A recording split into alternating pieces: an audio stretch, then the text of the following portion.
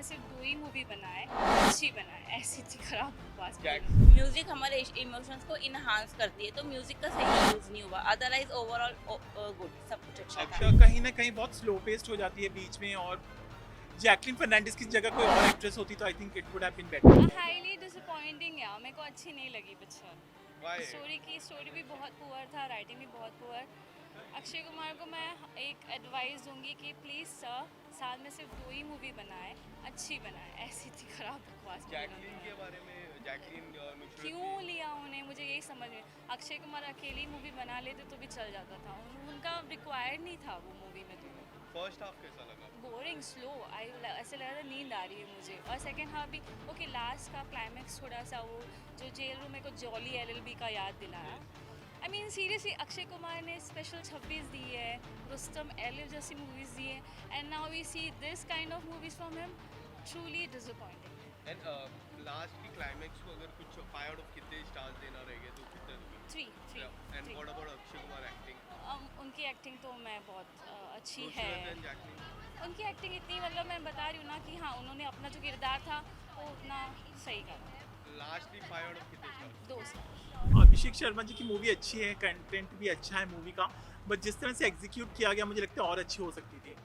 मतलब कुछ सेक्शंस मुझे थोड़े से बोरिंग और मोनोटोनस लगे, हालांकि क्लाइमैक्स बहुत अच्छा है और म्यूजिक भी और अच्छा हो सकता था। कोई ऐसा एक संदेश जो आपको काफी अच्छा लगा? जो यही है कि हमारी इंडियन हेरिटेज के ऊपर है जो इतनी रिच है, तो मतलब कि कहा गया कि राम जी के मंदिर तो बहुत हैं बट सेतु एक ही है, तो वो हमारी हिस्ट्री में जाके डीप डाइव करके जो उन्होंने रिसर्च की, वो बहुत ही काबिल तारीफ है।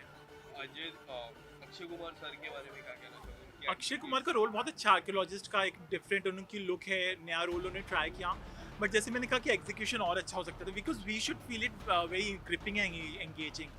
तो और क्रिस्प एडिटिंग हो सकती थी, जो इसके एडिटर उनको मैं बोलना चाहूँगा।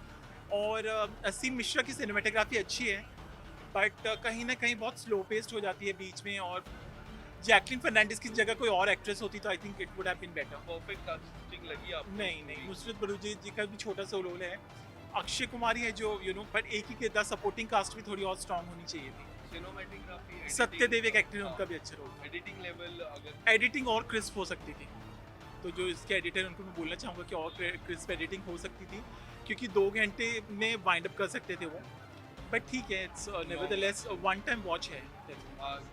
फर्स्ट हाफ सेकंड हाफ कौन सा? फर्स्ट हाफ अच्छा लगा मुझे, सेकंड हाफ थोड़ा सा बोरिंग और मोनोटोनस हो गया, maybe because of the length, या जिस तरह से उन्होंने डिस्प्ले किया, it could have been portrayed in better manner. Climax?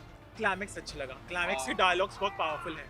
Rating के बारे में मैं बात करूँ, अक्षय कुमार की rating 5 out of? I think मैं 2.5 पहले सोच रहा था, बट अक्षय कुमार जी की वजह से, क्योंकि वो हर नया रोल ट्राई और ये सब्जेक्ट भी पहली बार लाए हैं, तो 3 stars, I will go with 3 stars.